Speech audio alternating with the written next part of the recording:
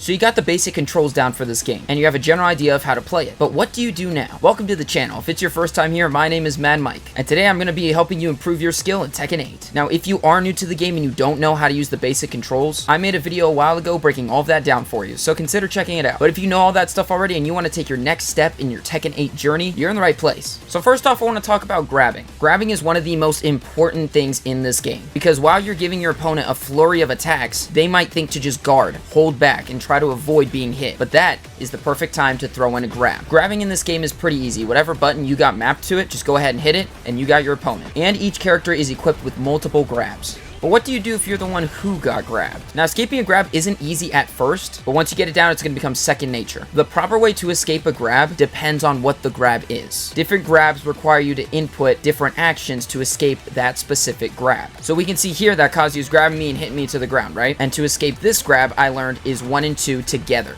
There you have it. Now, it is all about timing, because if I input it too late, the cutscene's already playing and I'm in danger. Just like that. So if there's a specific input that you know you need to hit it as fast and as many times as possible when you get grabbed, and it'll work. So now here, Kazuya's doing a different grab, and to escape this one, I don't hit 1 and 2 at the same time. All you have to do is hit 2. Like right here, this grab actually works with me pressing either 1 or 2 multiple times.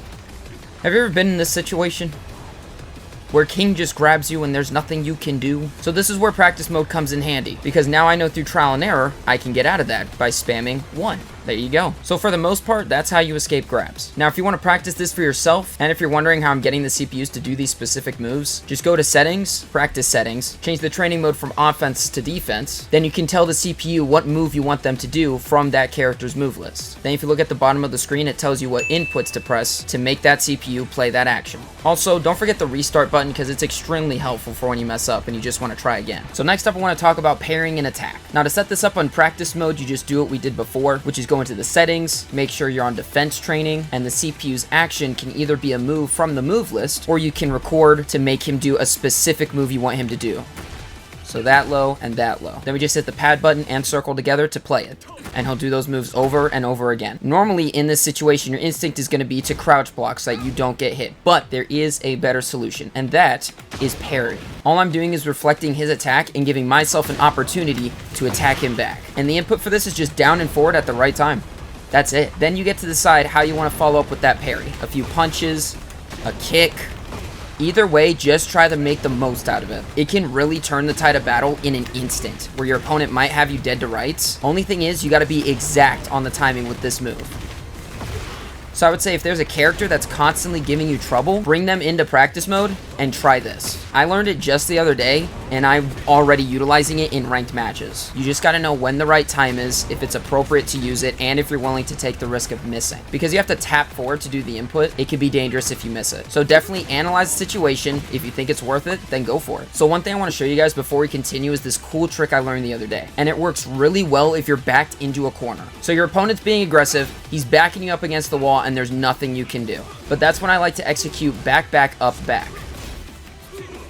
Look at that right there, that beautiful wall jump. So for this, you have to have your back up to the wall. You can't move any further. And if your opponent gives you a split second to breathe, I would input it, because you bounce straight off the wall into a kick. And it's a middle, so they can't low parry it. When you input it, though, you got to be super quick. So back, back, up, back. I would practice that. Make sure not to overuse it, or else your opponent will see it coming. But it's a great way to get off the wall, because if you get stuck in a corner, you're in big trouble. So maybe give it a try. So what we're going to talk about next is your getting up options. So your opponent's got you on the floor and you don't really know what to do. Typically, you're just going to be hitting buttons to get up as fast as possible. But if your opponent's pressuring you, then you're going to have some problems. Now, luckily, I got Kazuya here. He's not doing any lows. And with this, we have a few options. We can hold back to get up and give ourselves some space from our opponent, or we can just hit up to get up regularly, but that puts us in range of his hits. Or you can use 3 to kick him, but again, that leaves you in danger if he blocks it. Then, of course, you can kick him with the other leg, but that takes a little bit more time. Or if you hit 1, you'll slide over to the side and then get up,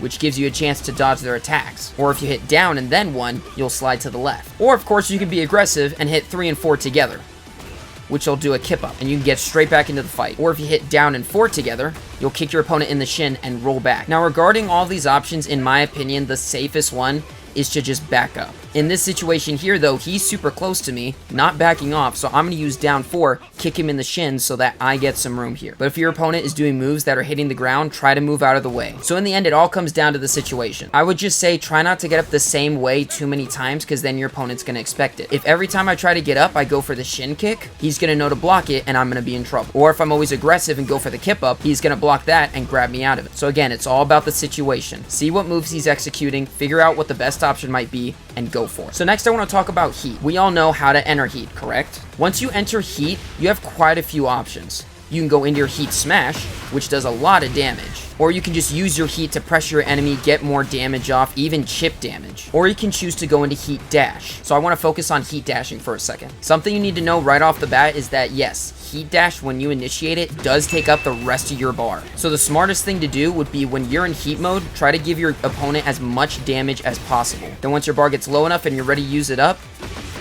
go ahead, initiate that heat dash move, and go to continue that combo. My advice is to be as aggressive as you can in heat mode.